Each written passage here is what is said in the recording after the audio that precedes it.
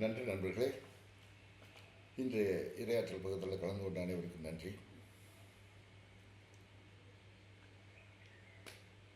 நம்மளுடைய தேவைகள் எல்லாம் பூர்த்தி செய்கிறது நமக்குள்ள இருக்கிற அந்த இறை ஆற்றல் தான். இறை ஆற்றல் தான். அதுவே பேரறிவாற்றல் அப்படின்னு சொல்லப்படுது. அதாவது இப்போ நம்மளுடைய படிப்பறிவுக்கும் அனுபவ அறிவுக்கும் இறை ஞானங்களுக்கும் உள்ள வித்தியாசம் என்னென்னா, படிப்பறிவு அனுபவ அறிவு வந்து சார்புள்ளதாக இருக்குது. ஏதாவது ஒரு விஷயத்தை சார்ந்து இருக்குது. அதனுடைய காரணமாக அந்த நன்மை தீமைகள் வந்து பொதுவானதாக இல்லை.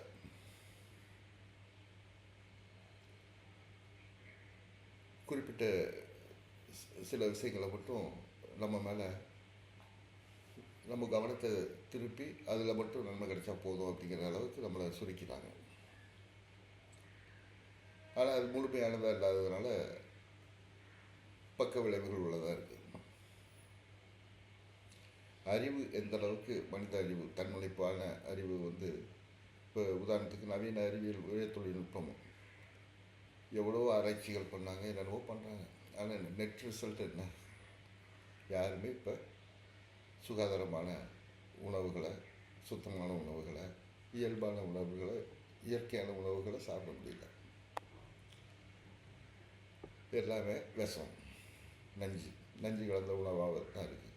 உணவு தயாரிக்கிறவரும் பாதிக்கப்படுறாங்க, சாப்பிட்றவங்களும் பாதிக்கப்படுறாங்க, சூழலும் பாதிக்கப்படுது. இதுதான் நம்மளுடைய அறிவோட உச்சம்.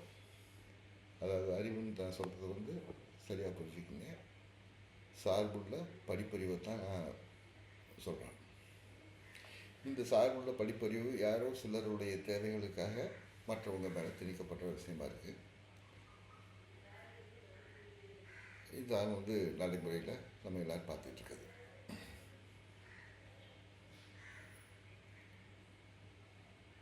நம்முடைய இயல்பான குணங்கள், இயல்பான தன்மை, இயல்பான ஆற்றலை நம்ம வந்து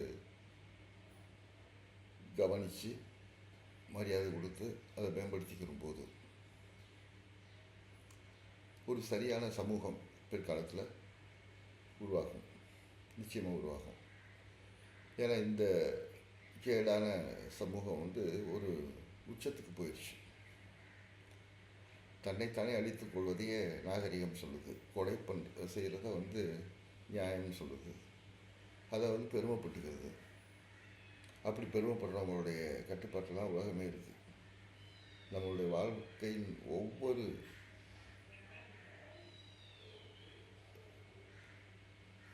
மூளையையும் அவங்க கட்டுப்படுத்துகிறாங்க. நம்மளுடைய கட்டுப்பாட்டில் இல்லை. நம்முடைய இயல்பான ஒரு நிலையில் நம்ம இல்லை. இதை நான் திரும்ப ஏன் சொல்ல வேண்டியிருக்குன்னா, நம்ம சரியாக நம்ம புரிஞ்சுக்கலன்னு வச்சுங்களேன், உண்மையான சுகமோ மகிழ்ச்சியோ நிம்மதியோ நமக்கு கிடைக்க போகிறதில்ல. வெறுமனே ஒரு நிமிடம் உட்காந்து கண்ணை மூடிட்டு ஏதோ ஒரு உணர்வு கண்டுட்டு போயிட்டே இருந்தோம்னு வச்சுங்களேன், அதில் பயன் கிடையாது. நம்முடைய வாரிசுகள், நம்முடைய குழந்தைங்க, நம்ம சுற்றி இருக்கவங்க மகிழ்ச்சியாக வாழணும்னா அதுக்கான ஒரு சூழல் மாற்றம் தேவையாக இருக்குது. அந்த தேவையை நம்ம உணர்ந்திருந்தால் தான் குறைஞ்சபட்சம் அதை நோக்கி ஒரு பயணம் துவங்கும். இல்லாட்டி அது அந்த பயணத்துக்கு தயாராகாத இருப்போம். நம்ம அது காலத்து வெள்ளத்தில் அடித்து போகும்போதாவது அதோடு சேர்ந்து போக முடியும். இல்லைன்னா தக்கையாக போய் வெளியில் மாட்டிக்கிறோம். சரி, நல்லது நண்பர்களே. நம்ம பொதுவான விஷயங்களை பற்றி பேசுகிறதுக்கு காரணம் இதுதான். ஆனால் நம்மளுடைய இங்கே என்னுடைய பணி என்னென்னா, உங்களுக்குள்ளே இருக்கிற ஆற்றலை உங்களுக்கு அடையாளப்படுத்துறது. அந்த ஆற்றல் உங்களை பாதுகாக்கிறதுக்கும் உங்களுடைய தேவைகளை பூர்த்தி பண்ணுவதற்கும் போதுமானது அப்படிங்கிறத அடையாளப்படுத்துறது தான் என்னுடைய வேலை. உங்களோட சேர்ந்து அந்த ஆற்றலோட பயணம் செய்வது, அந்த ஆற்றலை நோக்கி, அந்த மையத்தை நோக்கி நம்ம திரும்புகிறது. இதைத்தான் நான் செஞ்சிட்ருக்கேன். இயல்பாக உங்களுடைய மையத்துக்கு திரும்புங்க. உங்கள் மையத்தில் எல்லாமே உங்களுடைய தேவைகள் எல்லாமே இருக்குது. அந்த மையத்தின் மூலம் பிறருடன் தொடர்பு கொள்ளுங்க, உறவு வச்சுக்கோங்க, நட்பு வச்சுக்கோங்க. அது நிச்சயமாக மகிழ்ச்சியும் நிம்மதியும் சமாதானத்தையும் கொண்டாட்டமான வாழ்க்கையும் தரும்.